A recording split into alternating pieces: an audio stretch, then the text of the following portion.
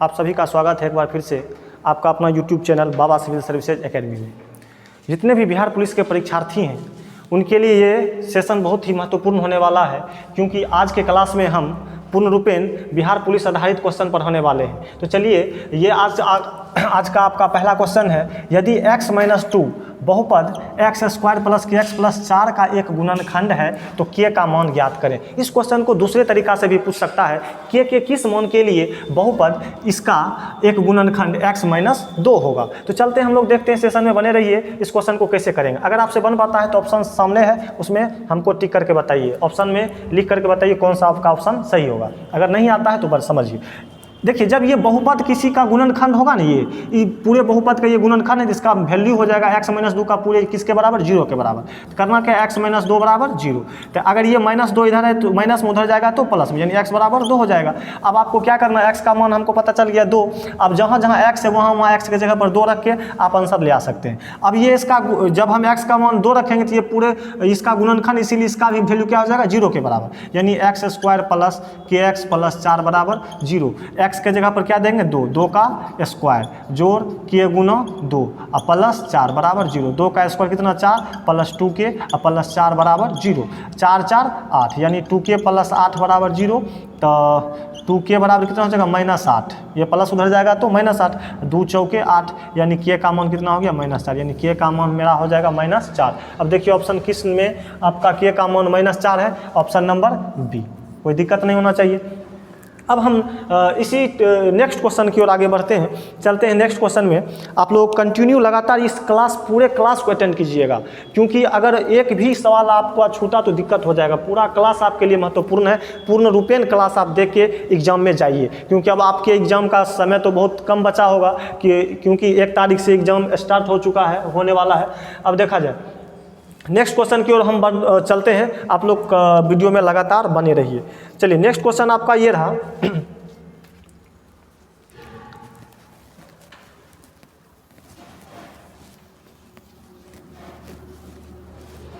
अगर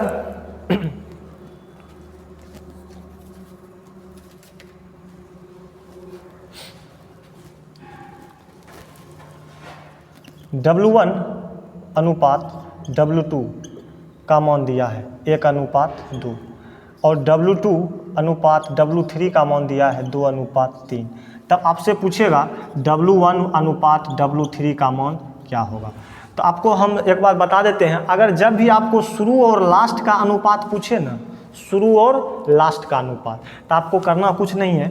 आप 2 तरीका से हम बताते हैं। पहले क्या कीजिए, इस दोनों को चौंक दीजिए, 1:2, 2:3, यानी शुरू और लास्ट का जब भी आपसे अनुपात पूछे तो इसी तरीका से चौंक दीजिए। ई पार ऊपर जो कटे उसको काटिए, 2 कट गया, ये बचा क्या, इधर से 1 बचा, इधर से आपका 3 बचा। इसका आंसर क्या हो जाएगा, 1:3 हो जाएगा। लेकिन अगर आप चाहते हैं इसको हम डिटेल से बनाएं तो कैसे बनेगा, W1 अनुपात W2 अनुपात W3 कर लीजिए। W1 और W2 का मान 1:2 और 2 3 का हो गया 2:3, गुना कीजिए, 3 दूना 6, 2 दूना 4, 2 गुना 1 कितना 2।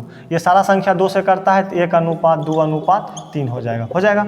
अब आपसे पूछता क्या है, W1 अनुपात W3 का मान, तो W1 का मान कितना है 1 और W3 का मान कितना है 3, 1:3 इसका आंसर हो जाएगा। इसीलिए अब हम लोग चलते हैं नेक्स्ट क्वेश्चन की ओर। आपको ये क्वेश्चन अच्छा से समझ में आ गया होगा।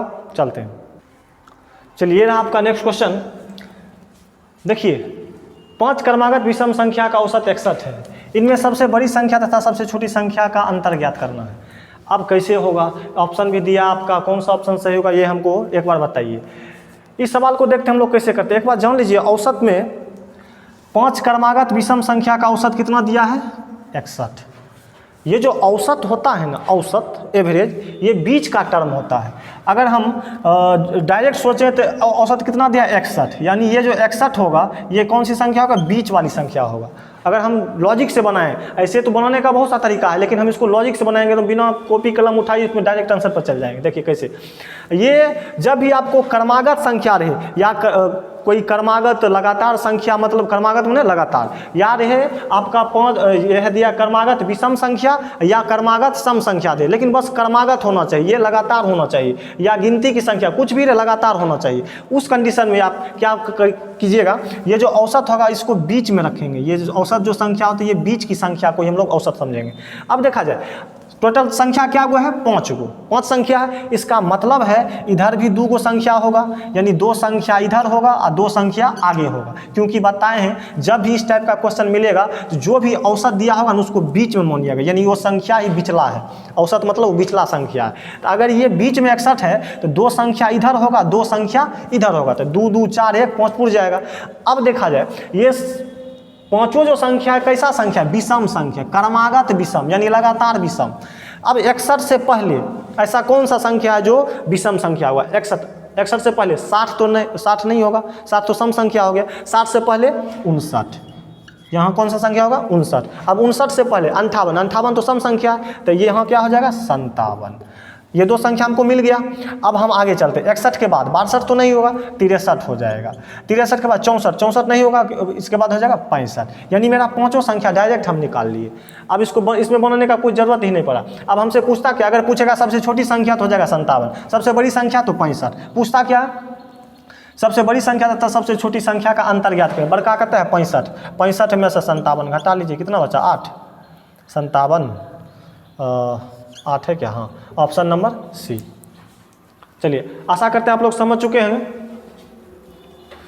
अब नेक्स्ट क्वेश्चन की ओर चलते हैं।